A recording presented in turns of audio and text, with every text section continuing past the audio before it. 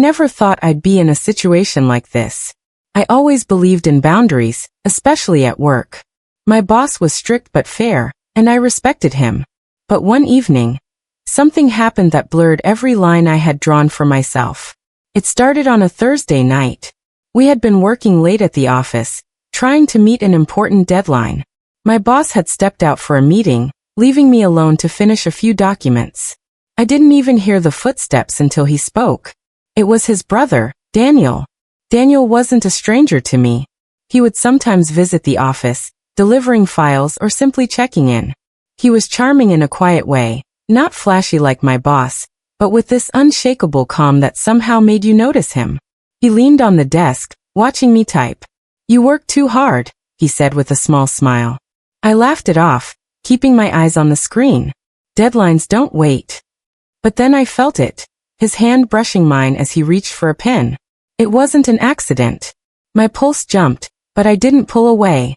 We talked for a while, his voice low, his gaze lingering longer than it should. There was this undercurrent, an unspoken pull between us. Then just as quickly he left. I told myself it was harmless. But the next week, it happened again. This time, it was in the storage room. I was bent over a box, searching for a client file, when I heard the door close behind me. The air felt heavier. He stepped closer, close enough that I could feel the heat radiating from him. "You always smell so good," he murmured. I froze. My mind was screaming at me to walk out, but my body didn't move. I could hear my own heartbeat. His hand grazed my waist, then stopped, almost as if he was giving me a chance to stop him. I didn't. That night, I went home replaying every moment in my head, my chest tight with guilt, and something else I didn't want to name. It escalated on the third encounter. It was late again. My boss had left for the day, and I was shutting down my computer when Daniel appeared in the doorway. His shirt sleeves were rolled up, his hair slightly messy, as if he had been pacing or thinking too much. "You avoided me all week," he said, his tone a mix of teasing and frustration.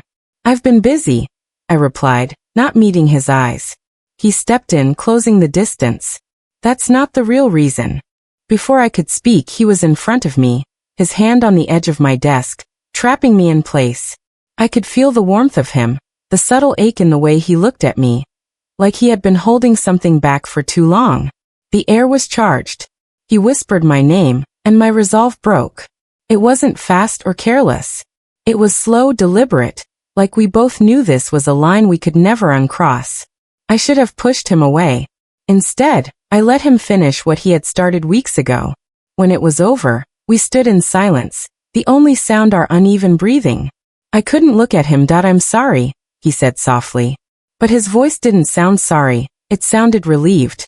After that night, things changed. We didn't talk about it, but every time we were in the same room, I could feel the heat between us. A brush of his hand, a glance across the table. It was all there, under the surface. But guilt was always there too. Every time I saw my boss, I felt the weight of what I'd done. I had crossed a line, not just once but willingly. Weeks later, Daniel stopped coming around as much. I think he knew it couldn't last. But that didn't erase the memory of the heat in that moment, or the way I had given in. Looking back, I still don't know if it was desire, loneliness, or the thrill of the forbidden that drove me to let it happen.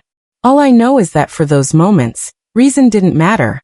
And that's the thing about infidelity, it's rarely just about the act. It's about the emotions that slip through the cracks, the moments when you stop thinking and just feel.